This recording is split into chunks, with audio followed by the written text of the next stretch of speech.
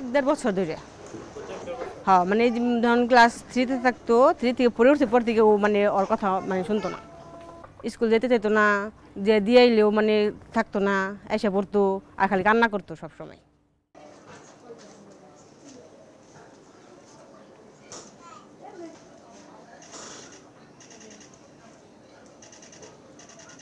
আমার বাচ্চার যে রক্তে ধরা পড়ছে না, আমার বাচ্চার ক্ষতি নেই, এখন কি হবো মানে কেমনি হইব, কোনভাবে এটা ভালো হইব, এটাই তো আমার দরকার, যে আমার বাচ্চা যেন তাড়াতাড়ি ভালো হয়, সুস্থ হয়, এটাই আমি চাই সবসময়।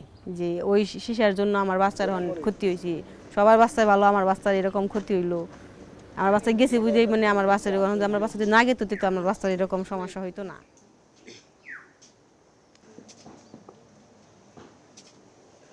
আপনাদেরকে এটার পরে সুন্দর আমার নেও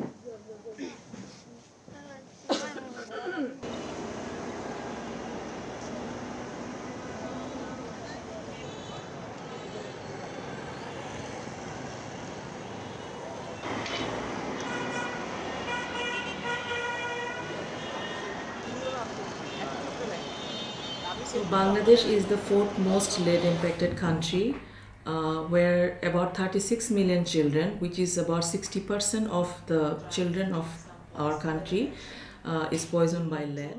And there is no accountability of that sector to use high quality batteries. So they are using low quality 8 to 10 months longevity batteries.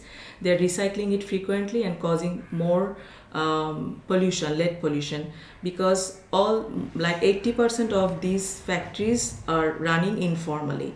So this is the major reason of lead pollution in our country.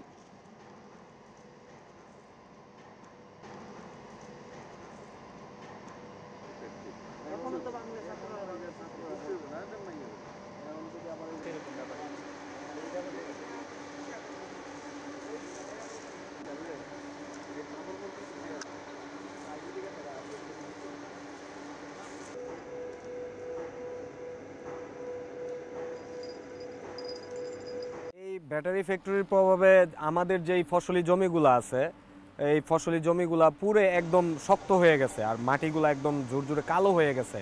এখন ওইখানে ফসল করার মতন, উৎপাদন করার মতন কোনো ব্যবস্থা নাই। আর আমাদের যে পানি, ওই পানিগুলা সব লাল হয়ে গেছে, লাল কোনো জায়গায় লাল হয়ে গেছে, কোনো জায়গায় কালো, একদম কালো হয়ে গেছে, মানে ব্যবহারের অযোগ্য।